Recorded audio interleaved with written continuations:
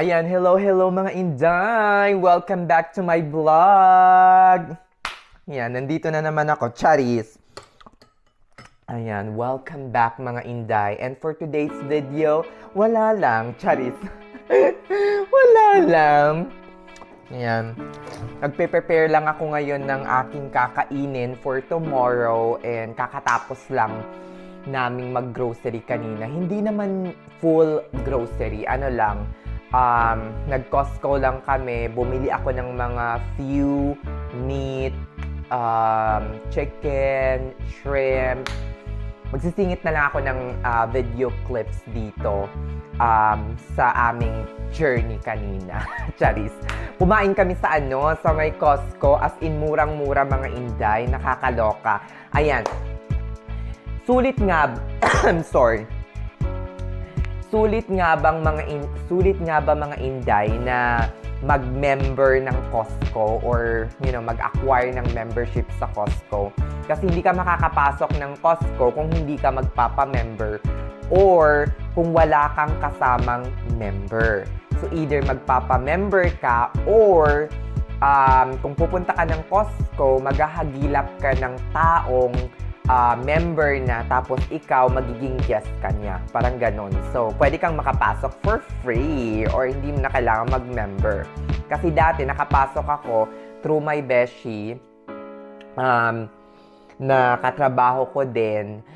Ako yung parang naging guest. So, nakapamili ako sa Costco kasi nga member siya. So, ako, nagpa-member na din ako. Actually, hindi ako magpapa-member before. Kaso, sabi ko, malapit naman ako sa Costco. Baka sulit din. In fact, sulit naman talaga. Kasi hindi ko naaabalahin yung taong yon whenever I want to shop in Costco. So, magkano nga ba yung presyo or cost ng membership sa Costco, mga Inday?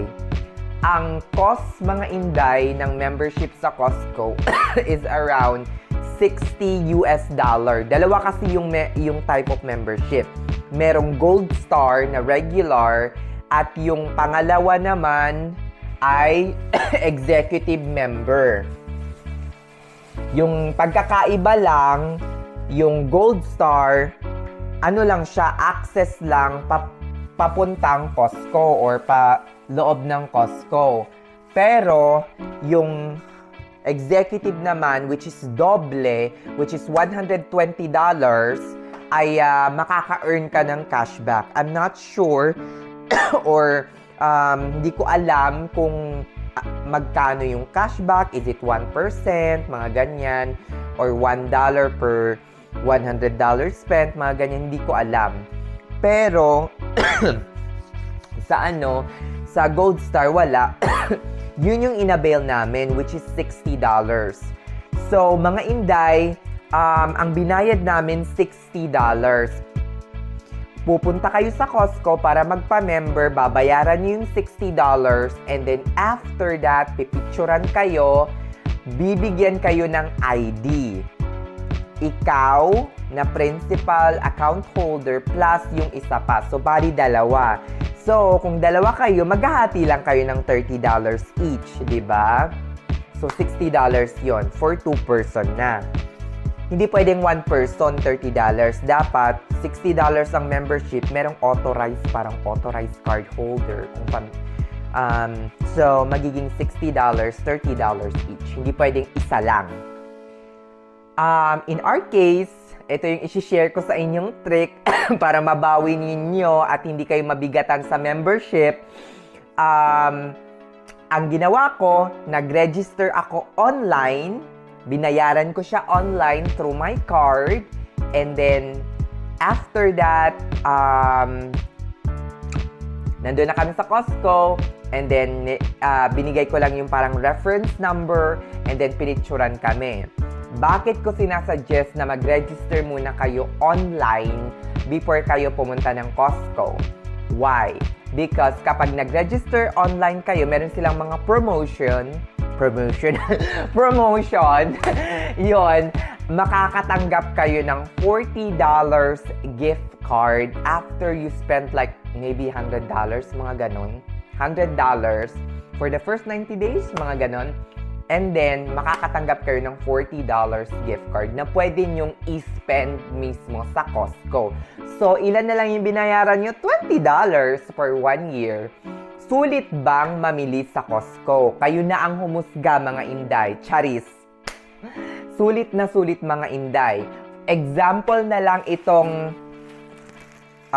dalawang multi-grain na bread. Nasa $5 lang ito, mga inday. $5, dalawa na. Kung bibilhin ko ito sa Kroger, $4.69 or $4.80 each. So, gagastos ako ng mga $10. So, nakasave na ako ng $5 agad-agad. Mas magandang brand pa ata ito eh. Yung brown berry, ganun din. Nasa $6 siya. Kung bibilin ko sa Costco, sa Kroger, nasa mga $4.89. Alam ko, sasabihin yung mahal talaga yung ginagamit kong bread, mga inday. As in, healthy na kasi tayo, mga inday. Charis. Hindi na ako makain ng, ng white bread. Kasi nga, naman, pre-diabetic ang lola nyo. Yan, naghiwa lang ako ng onions kasi magluluto ako ngayon ng hindi naman to buttered shrimp eh. Wala namang butter. Gigisahin ko lang siya sa garlic. Garlic gisa, charis. Hindi na ako hindi na kasi ako namimili sa cafeteria eh. Yan, mga inday. Yan. Gigisahin ko lang siya sa garlic and onion. Pwede na. Diba?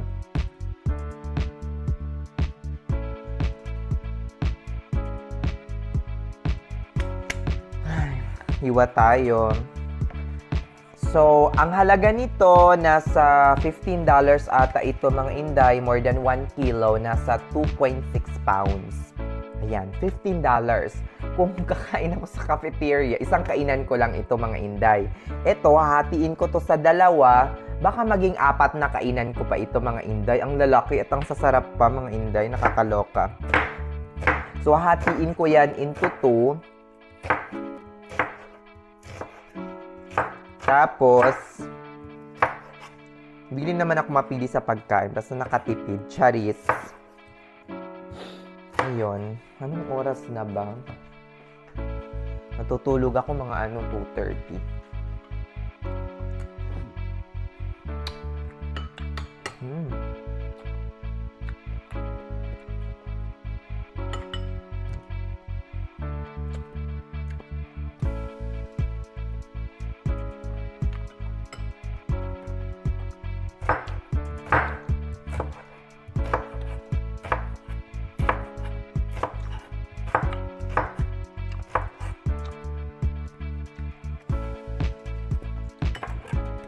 Okay. Yeah. Katulad nitong chicken, parati akong bumibili ng chicken na to, mga inday. Tingnan nyo. Pak! Itong chicken na to, whole chicken na to, $4 lang ito, mga inday. So, kakainin ko, ay nako day. Mga 5 kainan ko yan. Kung minsan yung natitira, inaadobo ko pa o kaya sinisigang ko, mga inday. Luto na siya. O diba, bongga. Kung bibilhin nyo yan sa Kroger, nasa $7 to $8. Diba? Kada shopping mo sa Costco, hindi mo lang alam, nakakatipid ka ng bonggang bongga. Isang box, pakita ko sa inyo yung isang box ng yogurt na pinibili ko. $11 lang ito, mga inday. Ilang pieces ba ito? 18. O diba? Gosh! Baka nasa 50 cents lang ito, mga inday, or mga 7 cents or 70 cents kada isang piraso. I-divide natin, 18. $11 lang yung bili ko dyan eh. Diba? Bongga ang tipid, mga inday. Ayan, tingnan natin. $11 divided by 18. Gosh, 0.6 cents lang. 60 cents lang kada isang piraso. Saan ka makakakita ng Tapos zero pa yan. Zero sugar pa, mga inday. Pag sinabing zero sugar, mga inday, hindi ibig sabihin wala talagang sugar. Okay?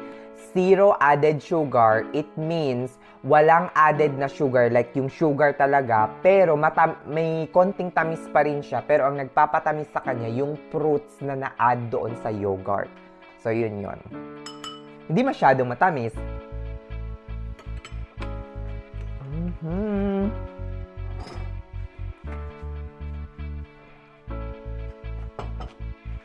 Buksan ko na tong ano.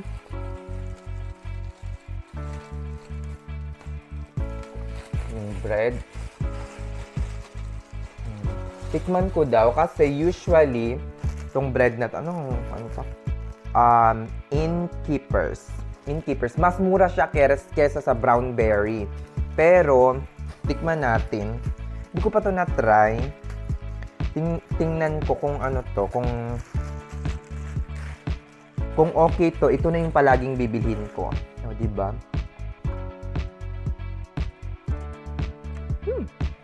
Pwede na. Parang wala namang pinagkaiba yun. Diba?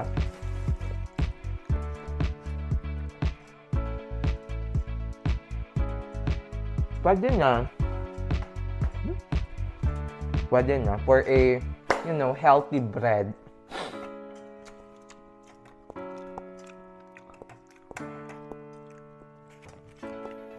Lulutuin ko lang to. I-cut ko siya in half. Tapos yung the rest ay lulutuin ko na lang siya sa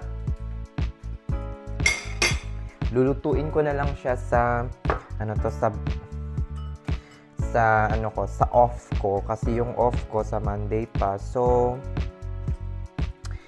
ko for sure to. Hindi na siya fresh. Wala kasing nabibiling happy. Puro mga nasa 2.6. Diba? Sana beshi naghati na lang tayo 7.5. Ay my god, kanina pala yung water, hindi ko nabayaran. Tangina. Sorry. Hindi ko nabayaran yung water. I mean, nabayaran sa Costco pero hindi ko siya nabayaran kay Beshi kasi isang punch lang ang ginawa ng kalimutan ko. Baka sabihin ni Beshi na libre na nga ako sa nalibre na nga ako sa kainan. Tapos na-charge pa siya sa ibang bagay. Cherries. Like water. Nasaan na ba yung ko?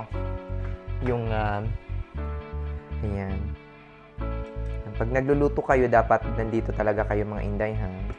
Huwag yung hayaan ninyong masunog yung mga niluluto niyo, cherries.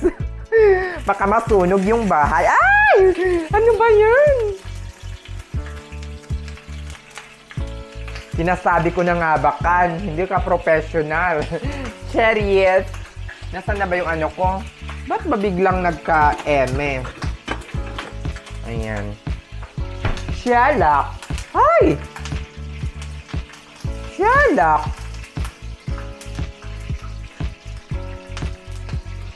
Ay! Napaka-shalak. Wala namang water dyan. Ba yan? Ay, siguro hindi na day. Pero dry naman yung day. Ba't ganun?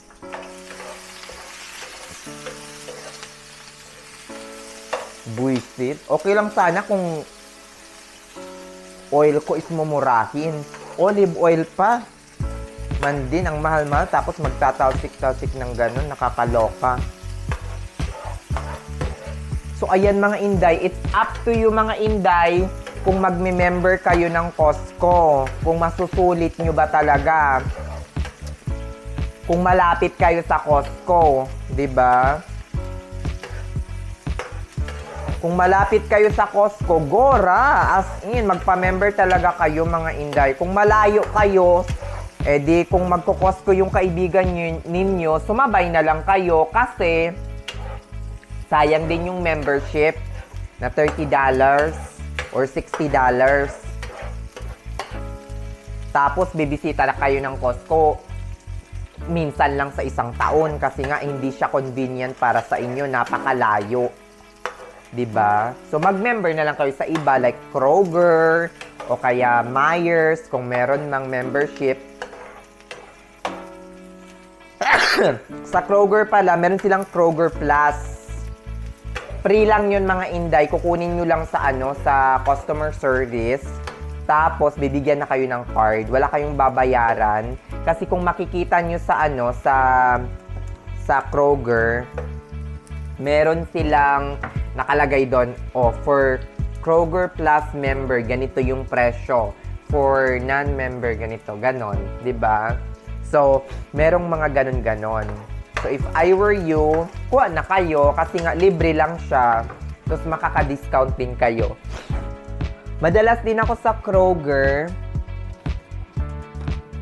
para sa mga fresh produce ko like gulay. Masarap yung gulay sa Kroger, mga inday. Nasaan na ba yung Ayan. Yung mga fruits, sulit din dun mamili, mga inday. Ayan, tayo? Pak! Ayan. Kung minsan, pag tinatamad na ako, ano ba yan? Siyalak. Na.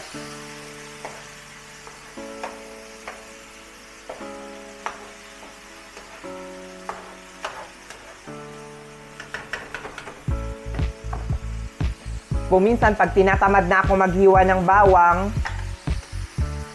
eto na lang, inday. Eto na lang talaga. Kumakapit ako sa ganito. Bumili ako ng Kirkland. Day, ang pangit ng lasa. Pero ito, galing itong Kroger. Mince na ito, day. Nagagamit ko siya for 1 whole month. Tapos, para siyang mince spice garlic. 1 whole month, $5 lang. So, hindi ko na pinoproblemang maghiwa-hiwa. Ayan. Pak, pak, pak! Ayan. Inaantay ko lang siyang mag-caramelize. Caramelize!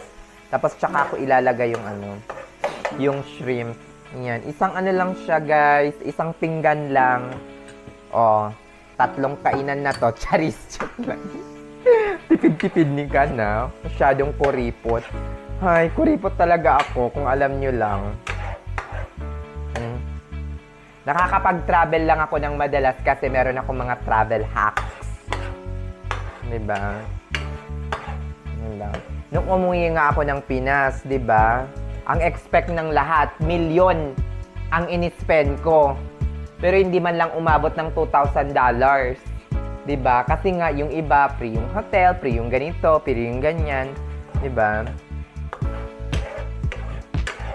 Dahil mga points. Diba? Meron pa nga akong natitirang 80,000 Chase travel points na hindi ko paggamit. At saka magkakaroon na naman akong ng IHG, almost 190 points din yon. O, diba? Meron pa akong 80 points sa Saudi, 80,000 points. More than 80,000 points na pwede kong gamitin for free flights. Diba? Bongga. Ang dami. Meron pa akong Delta Sky Miles Gold na almost 40,000 na hindi ko pa nagagamit. Kaya comment down below, mga inday, sa mga loyal subscribers ko kung saan ako gagala ulit dito sa Amerika. Pwede kong gamitin yun within the US. Diba? Hanggang na lang yun pwedeng gamitin, mga inday, kasi ipapastop ko na ata yung Delta Sky Miles Gold ko kasi free siya for the first year and then for the second year hindi na siya free. So papastop ko na siya para hindi ako magbayad ng annual fee kasi ayoko magbayad ng annual fee. Kasi hindi naman maganda yung Delta eh. Mas maganda yung United, guys. Mas maganda yung serbisyo nila compare sa Delta. Madami kayong mga makukuhang direct flight.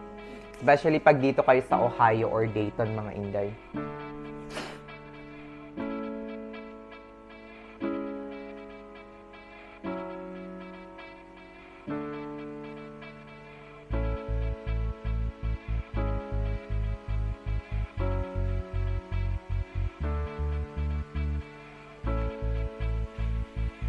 Ayan, naloka ko sa comment sa isa pang vlog, new vlog na ano, na nakarelate talaga ako, nilagyan ko ng nude. 1 year na ako dahil pero hindi ko inaalis yung ano, yung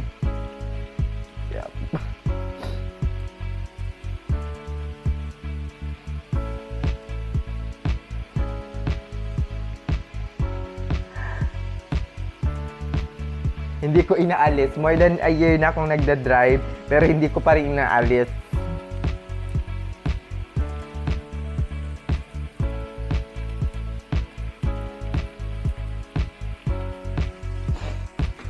Ayan. Ay, nako. Sana maluto na ito, day. Para makaano na ako. Para makapagpahinga na rin. Anong oras na ba?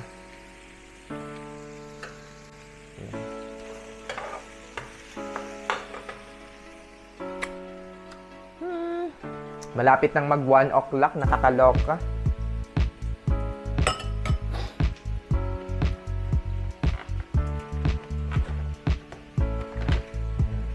Sarap. Tikman natin yung ano, yung chicken ng sarap. Ang sarap talaga dahil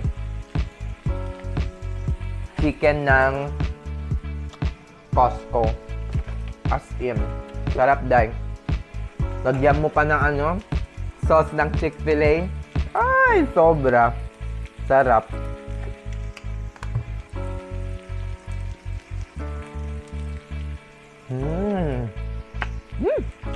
Sarap.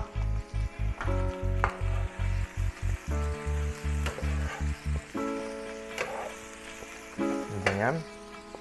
Bango ng niluluto ko.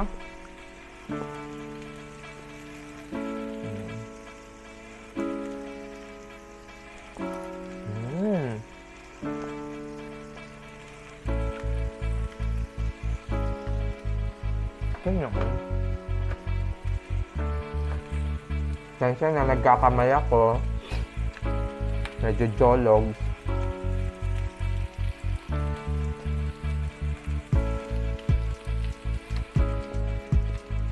Ay, naku, maluluto na ito, day.